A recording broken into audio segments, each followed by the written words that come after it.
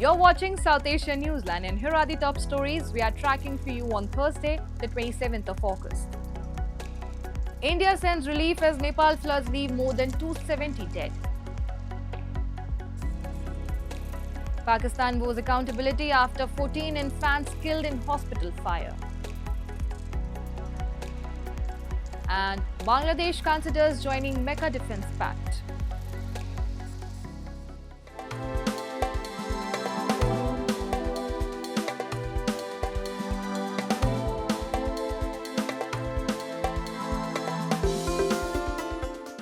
And now for all the details. India has stepped up humanitarian assistance to flood-hit Nepal, sending a second consignment of relief supplies as rescue operations continue following devastating flash floods in the Himalayan region. We have a report. Flash floods and landslides have ripped through northern Nepal, leaving more than 330 people dead, over 900 people missing, and devastating homes, roads, bridges, and infrastructure. The scale of destruction is enormous.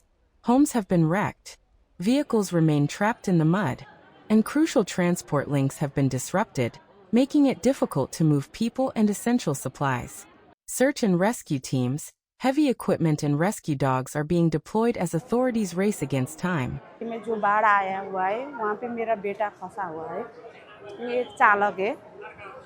वहाँ पे भंसार से 3 kilometre और आने के खबर मिल रहा था। वो 8:30 बजे तक तो बात हुआ था, उसके बाद बात नहीं हुआ। उसके बाद अभी तक उसका कोई खबर नहीं आया है, कहाँ कैसे कोई पता नहीं चल रहा है। As rescue teams race to reach stranded people, India has stepped up its humanitarian response. The second Indian relief consignment has now been dispatched carrying 37.5 tons of humanitarian assistance, medicines, and food packets. India says it remains in close contact with Nepalese authorities and will continue supporting the ongoing relief operations. The assistance comes after India's Prime Minister Narendra Modi spoke with Nepalese Prime Minister Balendra Shah and assured him of India's support. Right now our focus is as to how we can extend a helping hand to our Indian nationals who are stranded there, and at the same time offer humanitarian support to the government of Nepal. The disaster has also affected the region around the Nepal-China border, with major rescue operations underway on the Chinese side. In Tibet, Chinese authorities have reported 3 deaths and hundreds missing following a massive mudslide. With more rain forecast in northern Nepal, authorities warn that rescue operations could become even more difficult. India's Prime Minister Narendra Modi on Thursday called for wider participation across Olympic sports as India works towards building a stronger talent pool and advancing its long-term sporting ambitions, including a potential bid to host the 2036 Olympic Games. Addressing athletes during the virtual Khelo India dialogue, Modi said India is developing a modern 21st century sports ecosystem spanning sports, universities, training centers, and talent identification programs. He reiterated the need for a nationwide talent hunt to identify sporting prospects between the age of 5 and 15. The campaign, to be conducted across villages, cities, and schools, was first announced by Modi during his Independence Day address. The Prime Minister stressed that India must expand beyond a limited number of sporting disciplines to improve its Olympic medal tally. He also highlighted the progress made through the Target Olympic Podium scheme, which supports India's elite athletes. India is also set to host the 2030 Commonwealth Games in Ahmedabad as it continues to strengthen its sporting infrastructure and build a deeper and more diverse pipeline of athletes. साथियों, हमारी सरकार भारत में 21वीं सदी का आधुनिक sports ecosystem बनाने के लिए पूरी तरह प्रतिबद्ध है। आज स्पोर्ट्स यूनिवर्सिटी से लेकर आधुनिक ट्रेनिंग सेंटर्स तक देश में एक ऐसी व्यवस्था बनाई जा रही है जिसमें प्रतिभा को पहचानने से लेकर उसे दुनिया के मंच तक पहुंचाने तक हर स्तर पर सहयोग मिले। हम दुनिया के दूसरे देशों के साथ भी स्पोर्ट्स साइंस, ट्रेनिंग, कोचिंग और अनुभव साझा करने के लिए सहयोग बढ़ा रहे हैं। Pakistan's Health Minister Mustafa Kamal on Wednesday promised accountability and a thorough investigation after a fire at a state-run hospital in Islamabad killed at least 14 infants. The blaze broke out early Wednesday on the third floor of the Mother and Child Health Ward at the Pakistan Institute of Medical Sciences, or PIMS, one of Islamabad's main public healthcare institutions. Kamal rejected allegations that doctors and medical staff were absent when the fire started and said anyone found responsible for negligence would be held accountable. Prime Minister Shehbaz Sharif ordered an investigation into the tragedy and suspended the health secretary, his office said. The incident is among the deadliest hospital fires reported in Pakistan in recent years.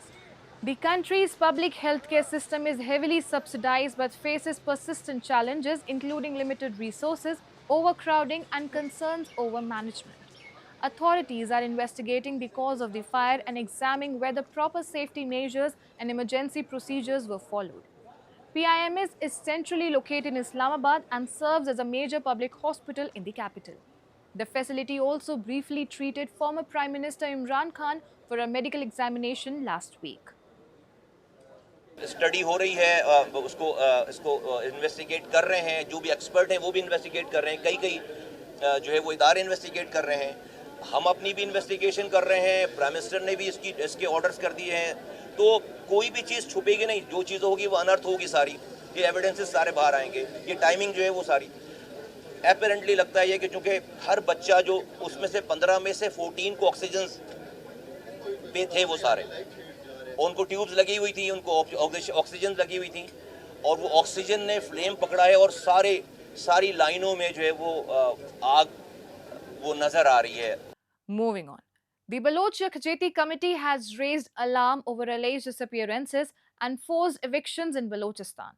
It has urged the UN and international bodies to investigate the allegations. We have a report. The Baloch Yakjehti Committee, a prominent Baloch rights group, has accused Pakistani security forces of enforced disappearances, arbitrary detentions and forced evictions in Shadikor, Balochistan, affecting thousands of residents.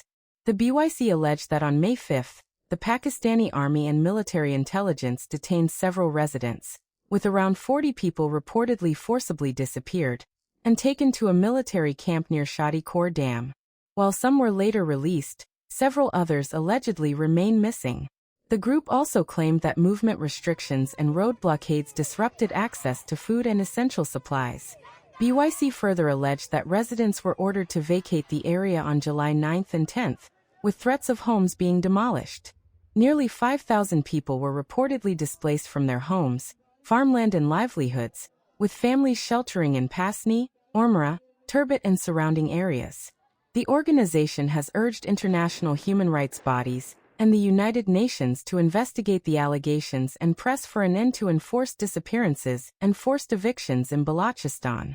The region of Balochistan remains afflicted by a concerning trend of enforced disappearances, where some victims are eventually released, while others face extended detention or fall victim to targeted killings.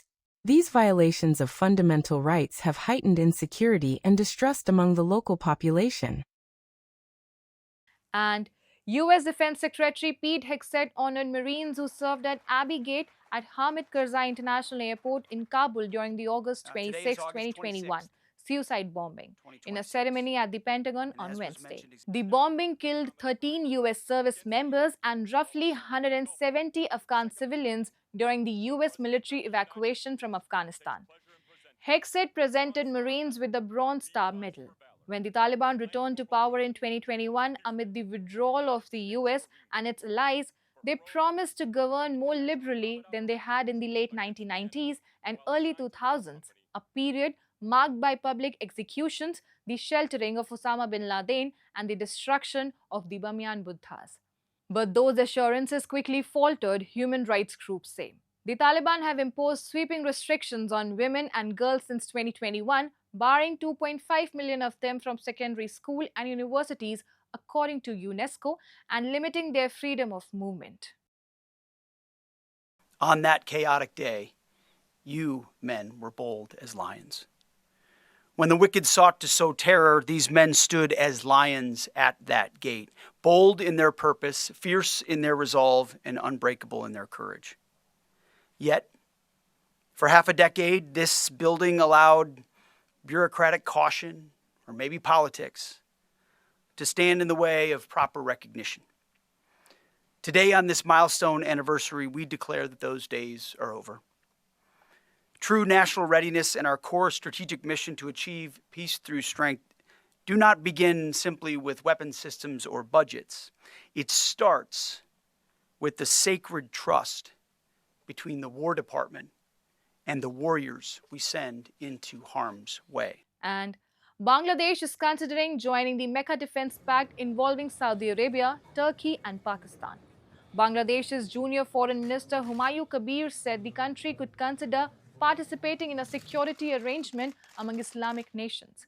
He also said Bangladesh's leadership, particularly Prime Minister of Bangladesh Tariq Rahman, has been invited to participate.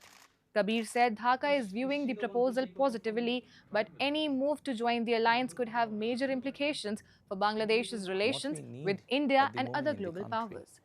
Ties between Dhaka and New Delhi have already come under strain. Bangladesh is seeking the extradition of former Prime Minister Sheikh Hasina, who has been living in India since she was ousted following protests in August 2024. Against that backdrop, Bangladesh joining a security pact that includes Pakistan could further complicate relations with New Delhi. India has said it is closely following developments surrounding the Mecca Pact. The agreement, signed in the Saudis' holy city of Mecca, follows the principle of collective defense, meaning an armed attack on one member would be treated as an attack on all. And that's all in tonight's edition. We will see you same time tomorrow. Till then, good night.